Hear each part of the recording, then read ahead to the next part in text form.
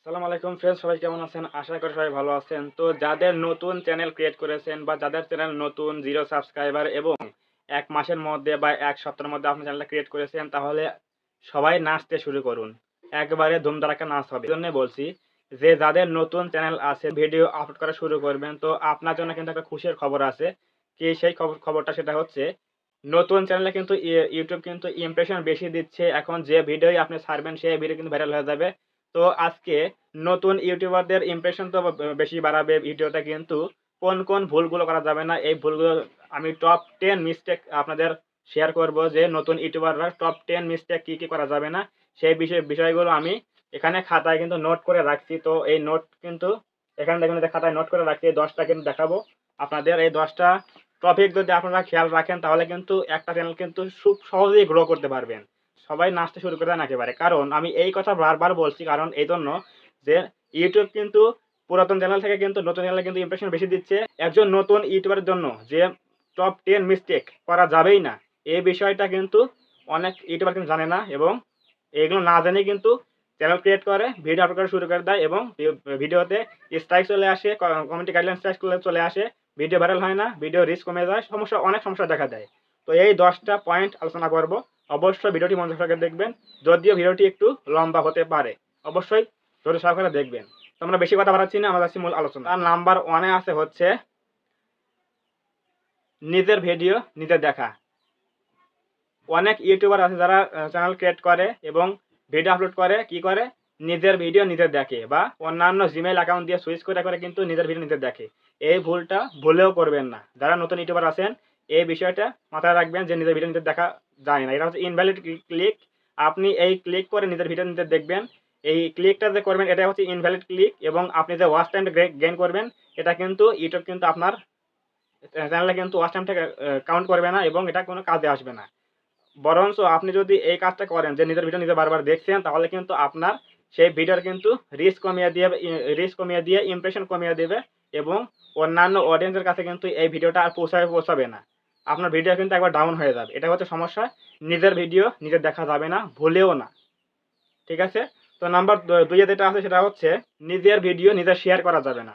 আপনি যদি একজন নতুন ইউটিউবার হয়ে থাকেন, ভুলেও এই কাজটা করবেন না যে আমি ভিডিও আপলোড করলাম, আমি সেই ভিডিওটা আপলোড করার পর শেয়ার বাটনে ক্লিক করে লিঙ্কটা কপি করে বিভিন্ন সোশ্যাল মিডিয়া বা বিভিন্ন গ্রুপে ফ্রেন্ডদের কাছে শেয়ার করে দিলেন।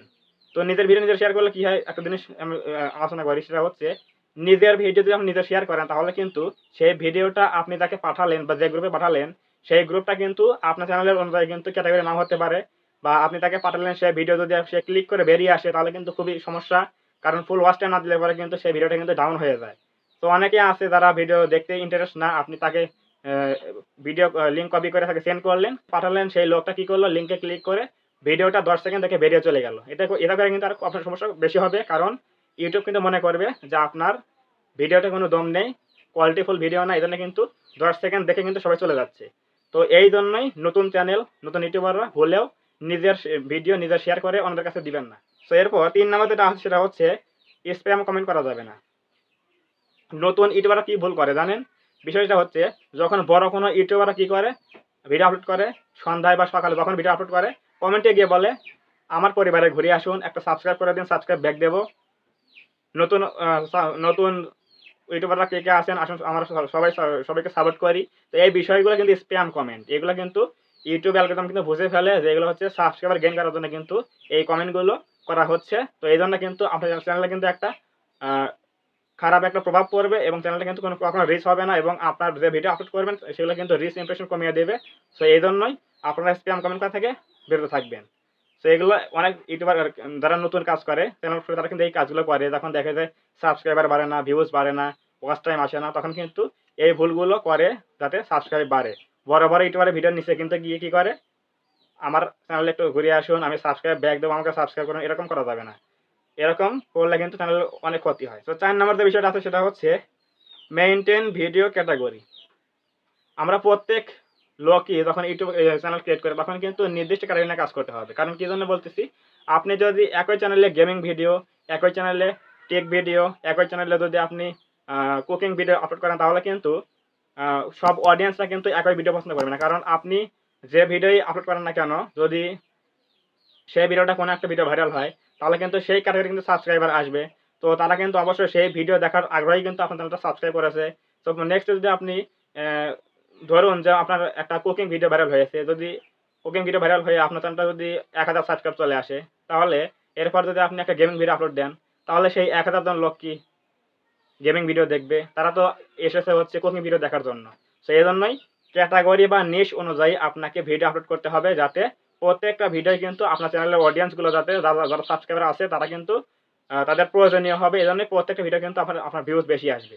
সো এই জন্যই নতুন যারা চ্যানেল ক্রিয়েট করবেন তারা অবশ্যই চ্যানেল ক্যাটাগরি একটা রাখবেন এবং এক নিশের উপরে ভিডিও আপলোড করবেন। তাহলে দেখবেন আপনার চ্যানেলটা দ্রুত গতিতে আগাচ্ছে এবং ইনক্রিজিং বেশি হচ্ছে, চ্যানেলটা র্যাঙ্কিং বেশি হচ্ছে। তো 5 নাম্বার যে বিষয়টা আছে সেটা হচ্ছে কনসিস্টেন্সি মেনটেন না করা। এটা কি? ভিডিও আপলোড করার ধারাবাহিকতা। ধারাবাহিকতা বলতে আপনি যদি পারেন ভিডিও প্রতিদিন একটা করে দিবেন। যদি আপনি সময় না পান তাহলে আপনি 1 দিন পর পর দিবেন। যদি তাও সময় না পান তাহলে আপনি 2 দিন পর পর দিবেন। অথবা যদি আপনি একেবারেই সময় পান না, ভিডিও তৈরি করতে সময় লাগে, তাহলে 7 দিন পর একটা করে ভিডিও দিবেন। তো এই 7 দিন পর পর, 1 দিন পর পর, প্রতিদিন ডেইলি আপনি যেটা নিয়ে কাজ করেন না কেন সেই জিনিসটা কিন্তু মেইনটেইন করতে হবে। যেহেতু যেরকম আমি প্রতিদিন একটা করে ভিডিও আপলোড করি। সো আমি প্রতিদিন কিন্তু এক টাইমে কিন্তু একটা করে ভিডিও আপলোড করি। এটা হচ্ছে কনসিস্টেন্সি মেইনটেইন করে ভিডিও আপলোড করা। ধারাবাহিকতা বজায় রেখে যদি না কাজ করেন তাহলে কিন্তু আপনার চ্যানেলটা কখনো গ্রো হবে না। একবার ডাউন হবে, একবার র‍্যাংকে যাবে। আপনি যদি ভিডিও আপলোডটা বন্ধ করে দেন তাহলে আবার ডাউনে যাবে। সো এই বিষয়গুলো মাথায় রাখতে হবে যে আপনি যদি ভিডিও আপলোড করেন যে শিডিউল মেইনটেইন করে, তাহলে কিন্তু সেটাই নিয়ে কাজ করতে হবে। সেই অনুযায়ী ভিডিও আপলোড করতে হবে। তাহলে কিন্তু চ্যানেলটা একই গতিতে কিন্তু র‍্যাঙ্কিং হবে। আচ্ছা, যে 6 নাম্বার যে বিষয়টা আছে সেটা হচ্ছে একই চ্যানেলে শর্ট এবং লং ভিডিও আপলোড করা। বিশেষ করে যারা নতুন ইউটিউবার আছেন, এই ভুলটা কখনোই করবেন না যে একটা চ্যানেলের মধ্যে শর্ট ভিডিও আপলোড দিচ্ছেন অথবা লং ভিডিও আপলোড দিচ্ছেন। দুটো একসাথে আপলোড দেওয়া যাবে না কখনো। বিশেষ করে যদি ভিন্ন ক্যাটাগরি ভিডিও হয়ে থাকে, শর্টসে দিচ্ছেন হচ্ছে কমেডি ভিডিও অথবা লং এ দিচ্ছেন হচ্ছে টেক ভিডিও। তো এই বিষয়গুলো, অথবা যদি সেম ক্যাটাগরি হয় তাও কিন্তু প্রথমে কিন্তু আপনার শর্টস ভিডিও এবং লং ভিডিও আপলোড করা যাবে না। আপনি যে কোনো একটা নিয়ে কাজ করবেন, তাহলে কিন্তু আপনার চ্যানেলটা কিন্তু খুব সহজে কিন্তু এগিয়ে যাবে এবং ভিডিওগুলো কিন্তু ভিউজ, র‍্যাঙ্ক সবকিছু বেশি আসবে এবং ইমপ্রেশন বেশি আসবে। কারণ শর্টসের অ্যালগরিদম কিন্তু একরকম আর লং ভিডিওর অ্যালগরিদম কিন্তু অন্যরকম। সো দুটা কিন্তু গুলিয়ে ফেলবেন না। বিশেষ করে যারা নতুন আছেন, মিনিমাম 1K সাবস্ক্রাইবার হওয়ার আগে কোনো প্রকার এই ভুল করবেন না। যেকোনো একটা টপিক নিয়ে কাজ করবেন, হয় শর্টস না হয় লং। যেকোনো একটা নিয়ে কাজ করবেন তাহলে কিন্তু আপনার চ্যানেলটা খুব তাড়াতাড়ি র‍্যাঙ্ক করবে। তো এরপর 7 নাম্বার যে বিষয়টা আছে সেটা হচ্ছে খুবই গুরুত্বপূর্ণ একটা বিষয়, সেটা হচ্ছে মিসলিডিং মেটা ডেটা। তো এটা কি?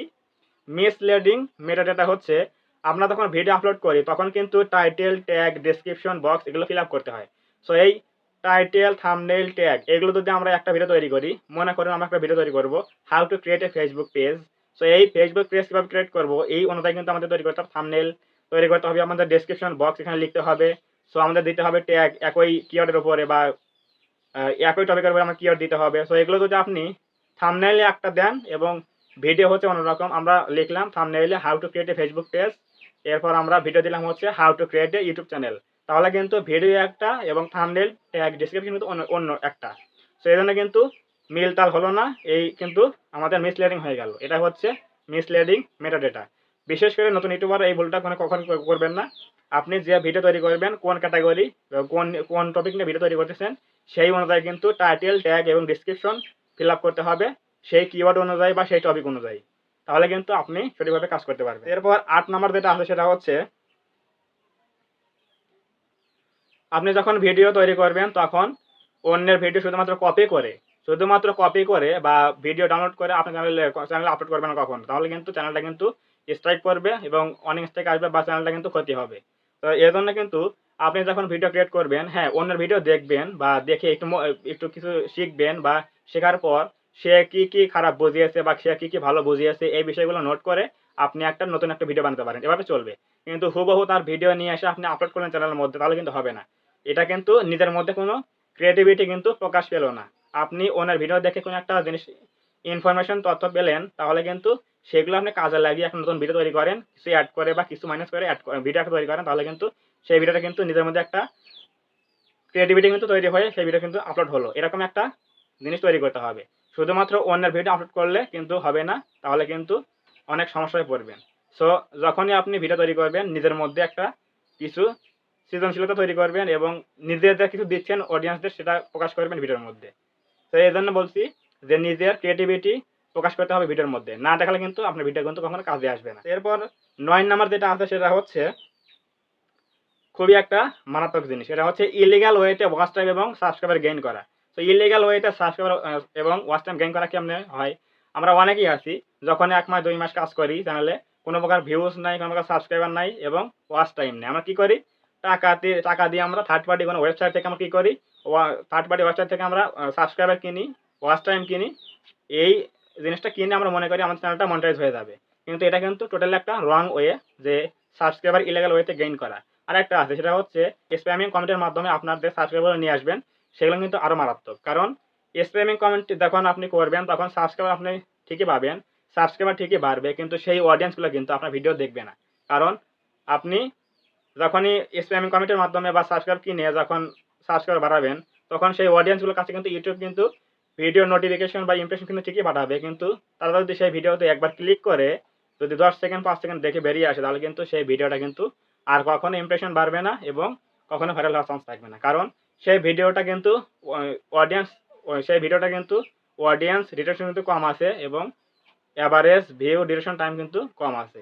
সেই জন্য কিন্তু আপনার এই ইলিগাল ওয়েতে সাবস্ক্রাইবার গেইন করা বন্ধ রাখতে হবে, অন্যের কাছ থেকে সাবস্ক্রাইবার চেয়ে নেওয়া বন্ধ করতে হবে। আপনি ভিডিও আপলোড করে যে অর্গানিকভাবে যে সাবস্ক্রাইবার পাবেন সেগুলো কিন্তু আপনার রিয়েল সাবস্ক্রাইবার, তারাই কিন্তু আপনার ভিডিও কিন্তু দেখবে যখনই আপলোড করবেন।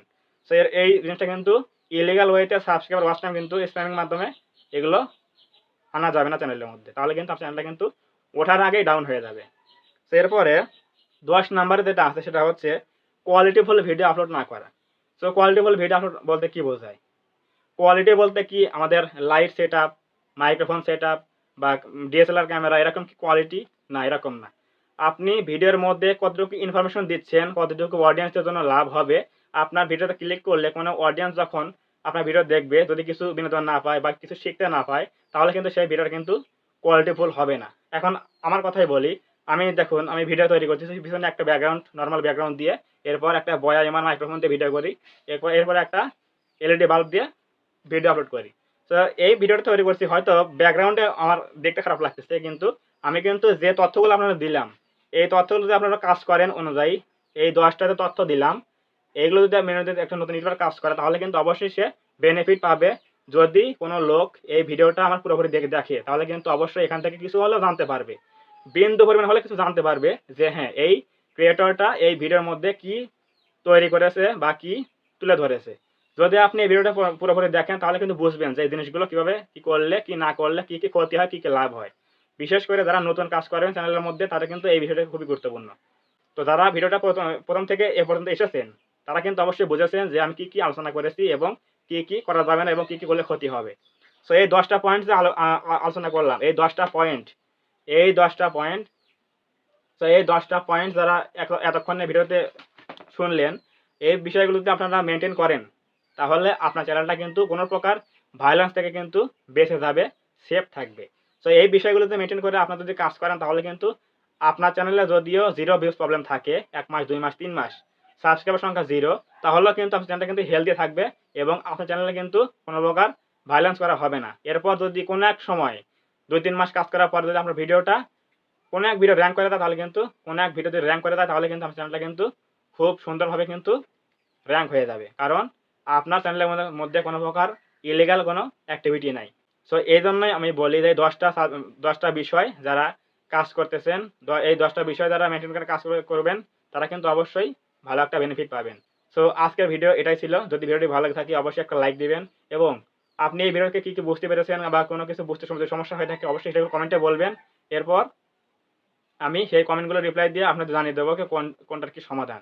সো যদি অবশ্যই ভিডিও ভালো লাগে থাকে লাইক দিবেন এবং কমেন্টে আপনার মতামত জানাবেন এবং আপনি যদি আমাদের চ্যানেলে নতুন হয়ে থাকেন, অবশ্যই চ্যানেলটা সাবস্ক্রাইব করবেন এবং পাশে থেকে বেল আইকনটি অল প্রেস করে দিয়ে আমাদের পরিবার সদস্য হয়ে যাবেন। ধন্যবাদ সবাইকে, দেখা হবে নতুন কোনো এরকম হেল্পফুল ভিডিওতে।